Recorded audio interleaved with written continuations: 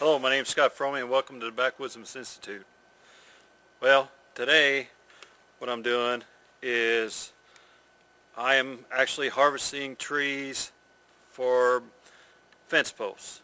I'm actually going to be building a fence, and so now's the time when I need to go out and start collecting fence posts.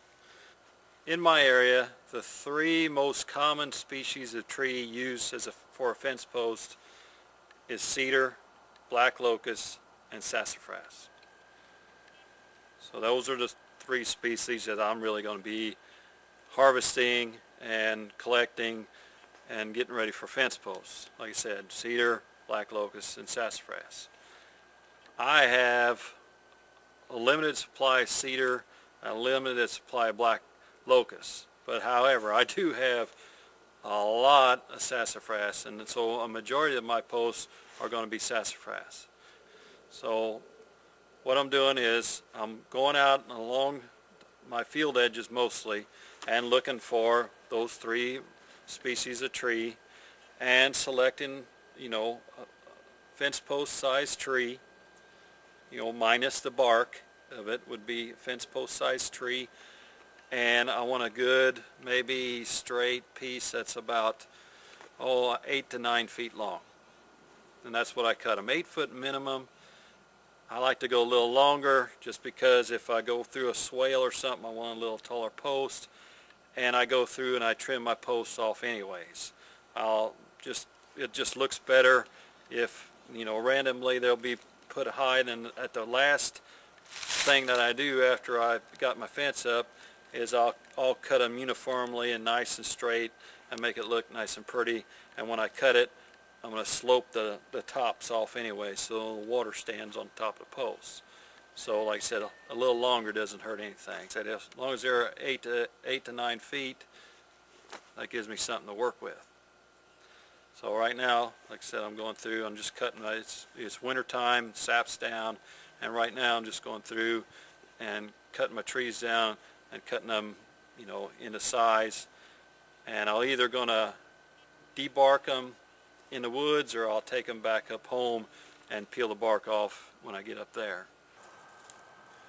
Okay, like I said, after I get my posts cut, I'll either debark them out in the woods or take them back and debark them, but I prefer to do it out in the woods if I can find somewhere to lean it against. And this tree's got a nice V in it. I can just lay it down right in there, so that's how I'm going to do a majority of these posts that are cut in this area.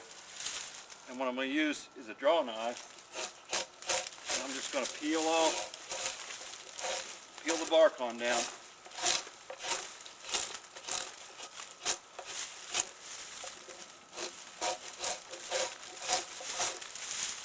Like so. Work my way all the way down. Maybe the ends are a little tough to get with a draw knife, but I'll finish them off with maybe a hatchet or something like that.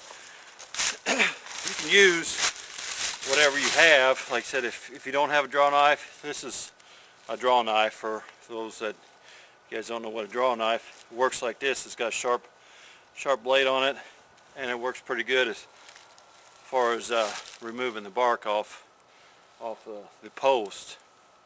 I've done it with hatchets. Maybe even a machete or a big knife or something like that might trim it, but if you got a lot of them to do, something like this, a draw knife, that's the tool to use. Now, where do you find one? Where you can buy them, like a hardware store, or rescue them from an auction or flea market and put them back into use. So like that. So a draw knife is a good tool to keep on hand in the farm there. So like I said, go ahead and get back to work on peeling all the bark. Like this is the first stage of of getting your posts ready for a fence. You go ahead and cut them and debark them. After I get them all barked and take them back up to the field wherever I'm going to store them at, I'm going to stack them off the ground.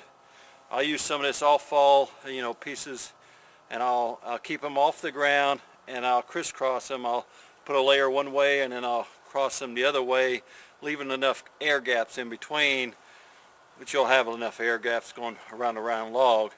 But that way they'll cure out and everything and dry out nice and neat and season right for when you're getting ready to use them. So with that, I'll get back to work. Catch you guys back out in the woods.